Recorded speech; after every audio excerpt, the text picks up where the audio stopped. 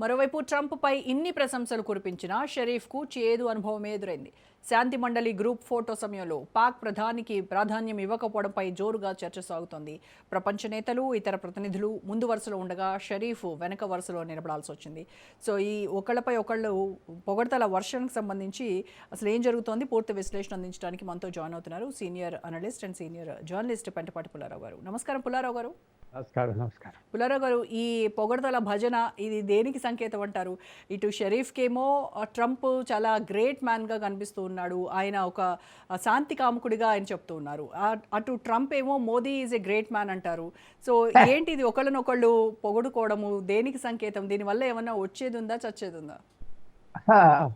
పాకిస్తాన్కి ఏంటంటే వాళ్ళు ట్రంప్ను పొగిడి ట్రంప్తో యాక్సెస్ కలవటానికి ఏ రకంగా కలిసి పాకిస్తాన్లో చెప్పుకోవటానికి మాకింత దగ్గర అమెరికన్ ప్రెసిడెంట్ వాళ్ళ విరోధీలకి అక్కడ చెప్పుకోవటానికి.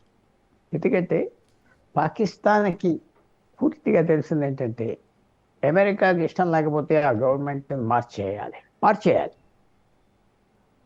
ఫిబ్రవరి 2022 మీకు బాగా జ్ఞాపకం ఉన్న తారీఖు అనుకుంటున్నా. అడిగితే ఆ తారీఖు సంబంధం ఇంపార్టెన్స్ ఏంటంటే మీకు కూడా తెలుసు, యుక్రెయిన్ వార్ స్టార్ట్ అయింది. ఆ రోజు యుక్రెయిన్ వార్ స్టార్ట్ అయినప్పుడు పాకిస్తాన్ ప్రధానమంత్రి ఇమ్రాన్ ఖాన్ మాస్కోలో ఉన్నాడు. స్టార్ట్ అయిన సమయంలో అతను వ్లాదిమిర్ పుతిన్తో ఉన్నాడు. 1 గంట సేపే అపాయింట్మెంట్ 6 గంటల వరకు సాగింది. నెక్స్ట్ డే ఒక రోజులో అమెరికన్ ఏ మినిస్టర్ అయితే పాకిస్తాన్ విషయాలు చూస్తున్నాడో చాలా కోపంగా మాట్లాడాడు. ఇతనేంటి అక్కడికి వెళ్ళి కూర్చున్నాడు, ఈయన వ్యవహారం ఏంటి అన్నాడు. 15 రోజుల్లో అతను తీసేయడానికి సైన్యం వర్కౌట్ చేసి నో కాన్ఫిడెన్స్ మోషన్ పెట్టి తీర్చేశారు. మర్చిపోకూడదు. అమెరికా కాదు అంటే పాకిస్తాన్ సైన్యం వెంటనే యాక్ట్ చేస్తారు. అతని ఇష్టం లేదంటే తీసేస్తారు, అతని ఇష్టం ఉన్నదంటే కంటిన్యూ అవుతారు. పాకిస్తాన్ సైన్యానికి పాకిస్తాన్ కంట్రోల్ చేస్తారు, పాకిస్తాన్ సైన్యాన్ని అమెరికన్ సైన్యం కంట్రోల్ చేస్తారు. అమెరికా ఆఫ్ చేస్తే, డబ్బు ఆఫ్ చేస్తే, ఆయుధాలు ఆఫ్ చేస్తే, భారతదేశానికి సపోర్ట్ చేస్తే పాకిస్తాన్ కూలిపోతుందన్న భయంతో ఆ లింక్ మీరు మర్చిపోకూడదు.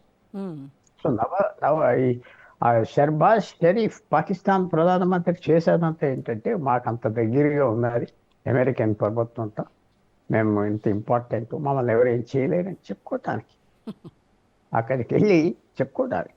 ఆయనకు నిక్ నేమ్ కూడా పెట్టారు.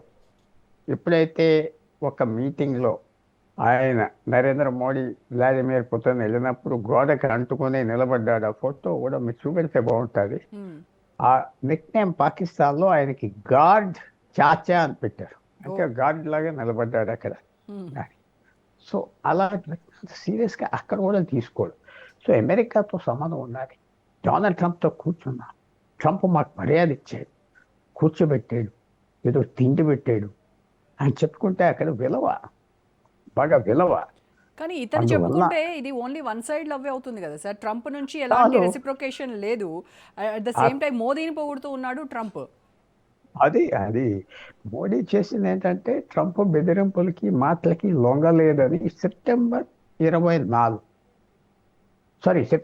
25లో ఎప్పుడైతే Vladimir Putin, Xi Jinping Chinese president Modi కలిశారో చైనాలో, అది పెద్ద గాలి తుఫాన్ లాగా ప్రపంచం అంతా వెళ్ళినప్పుడు వ్లాదిమిర్ పుతిన్ ఒక మాట అన్నాడు ప్రెస్ కాన్ఫరెన్స్లో అమెరికన్స్కి డైరెక్ట్గా, మీరు భారతదేశాన్ని బెదిరించి అవమానం చేస్తే వాళ్ళు లొంగరు. మీరు భారతదేశాన్ని అవమానం చేస్తున్నారంటే మీ పార్ట్నర్ని అవమానం చేస్తున్నారు, మీతో అంత దగ్గర బిజినెస్ చేస్తున్నారు, వాళ్ళ వ్యవహారాలు ఉన్నాయి, ఇది ఏ రకంగా కరెక్ట్ అన్నాడు వ్లాదిమిర్ పుతిన్.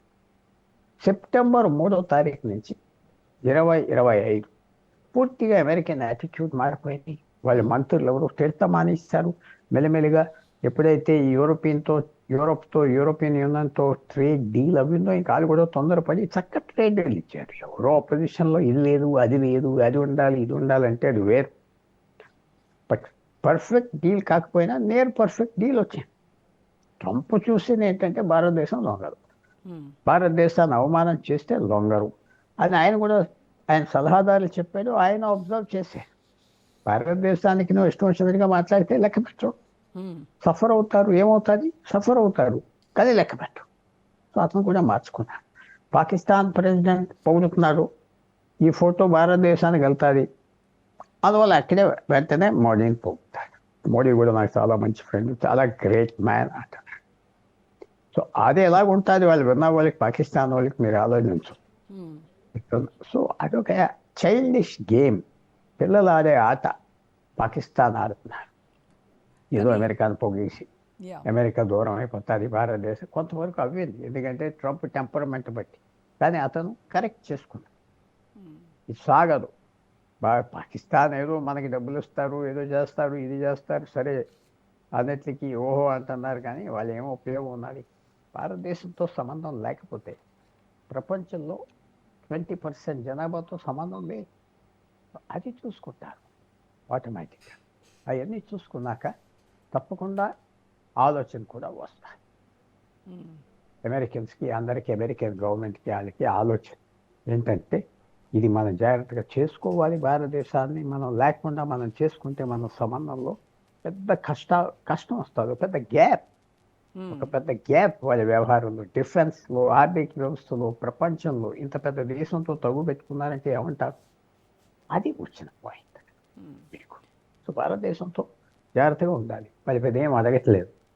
వాళ్ళు ఎప్పుడైతే మనం దూరం అయిపోయామో, చైనాతో దగ్గర వేరు, రష్యాతో దగ్గర వేరు, ఇంకేం మిగిలిన దేశాలు ఉన్నాయి, ఎన్నో లింకేజెస్ ఉన్నాయి. సో న్యాచురల్గా పాకిస్తాన్ వాళ్ళు పోతా ఉంటే ఆనందపడతాడు. బట్ ట్రంప్ చాలా ష్రూడ్ మ్యాన్. చాలా మంది ఏదో ఒక ఫూల్ అనుకుంటున్నారు, చాలా ష్రూడ్ మ్యాన్. అది ఇమీడియట్గా అర్థం చేసుకున్నది ఏంటంటే వీళ్ళతో పొగుడు తింటే బాగానే ఉంటుంది, కానీ అక్కడ విరోధం వస్తుందని ఒక మాట అనేస్తూ ఉంటారు.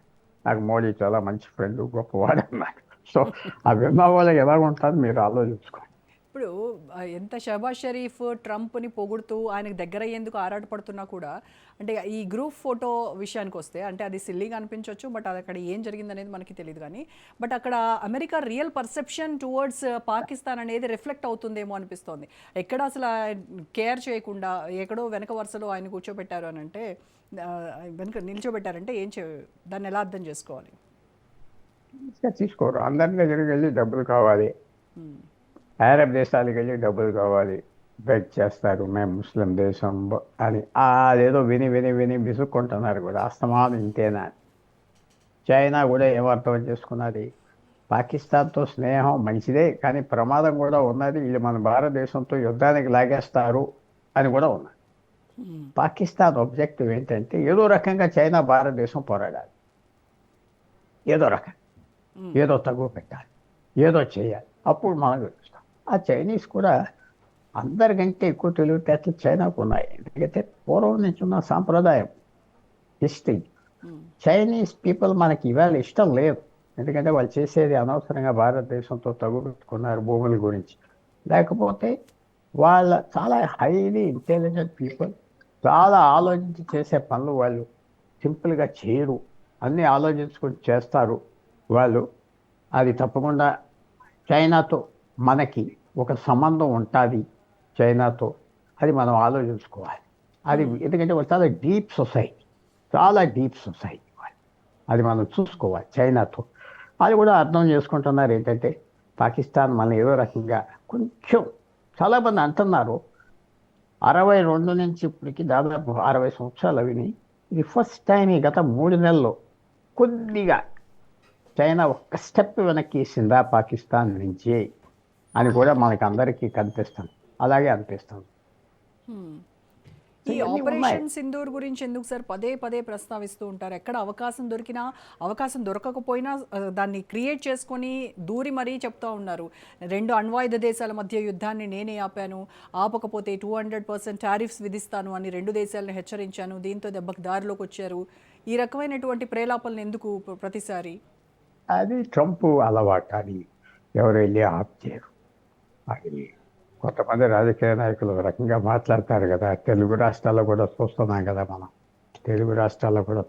కదా మనం, అందువల్ల అది మనం పట్టించుకోకూడదు, అదేదో ట్రంప్ ఇలాగన్నాడు మీరు తిరిగి అనండి అని చాలామంది సలహాలు ఇస్తూ ఉంటే మన గవర్నమెంట్ పెద్ద రెస్పాన్స్ ఇచ్చింది అమెరికాకి, చైనాకి. నో రెస్పాన్స్, నిశ్శబ్దం. ఆ నిశ్శబ్దం వల్లే మనకు మళ్ళీ అమెరికాతో మంచి సంబంధాలు వచ్చాయి. నిశ్శబ్దం వల్ల ఒక్క మాట అనలేదు తిరిగి.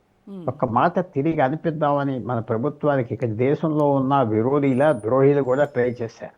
అంటే గొడవలు వస్తాయి కదా, అది అనకుండా ఆ ట్రాప్లో పడకుండా భారతదేశం చూసుకున్నారు. చైనాతో కూడా అంతే. ట్రాప్లో మాటలు యుద్ధాలు ఎంతో వెళ్ళిపోతాయి, తిరిగి రావు. పెద్ద దేశాల మధ్య తిరిగి రావు. అది అనకుండా మన రెస్పాన్స్ లేకుండా ఉండాలి ట్రంప్కి. ట్రంప్ని గవర్నమెంట్ కూడా కవర్ చేసి వాళ్ళ ఫారెన్ మినిస్టర్ వాళ్ళకి మెల్లిగా చెప్పమన్నారు. ట్రంప్కి నువ్వు ఇష్టం వచ్చినట్టు మాట్లాడితే చాలా కష్టం, అది ప్రజాస్వామ్యం, పెద్ద ప్రజాస్వామ్యం. నువ్వేదో ఇక్కడికి వచ్చేసి సంతకాలు పెట్టేయాలి, రేపు వస్తావా రాకపోతే చూస్తావు, ఇలాంటి సాగవు, మర్యాదలు పోతాయి. అది అర్థం చేస్తారు, కొంతవరకు చేసుకున్నారు. కానీ మరి ఆయన అలవాటు నేనే ఆప్ చేశాను. మామూలు అది ఆ అలవాటు ఆ 20 ఏళ్ళ మనిషికి ఎవరు మార్చలేరు. చిన్నప్పటి నుంచి అలాగే ఉన్నారు, చిన్నప్పటి నుంచి అలాగే బ్రతికేది కాబట్టి. పెద్ద విశేషంగా 2 సార్లు ప్రెసిడెంట్ అవ్వేది కాబట్టి మనం అన్నీ గుర్తు పెట్టుకోవాలి. ట్రంప్ విధానం అది పెద్ద పట్టించుకోకూడదు. అది మొన్న ఏమన్నాడు నరేంద్ర మోడీ గారు, సంతకం పెట్టాక ట్రేడ్ డీల్ సంతకం కాదు అప్రూవ్ చేసాక చాలా కష్టపడుతున్నారు డొనాల్డ్ ట్రంప్ గారు పీస్ కోసం ప్రపంచవ్యాప్తంగా అన్నారు. అది అంతే. అతను కూడా ఈవేళ లీడింగ్ పొజిషన్లో ఉన్నారు. అతను కూడా పొగిడి కొద్దిగా మొదలుకి వెళ్ళిపోవాలి. అతని విధానాలు మార్చుకోమంటే మార్చుకో.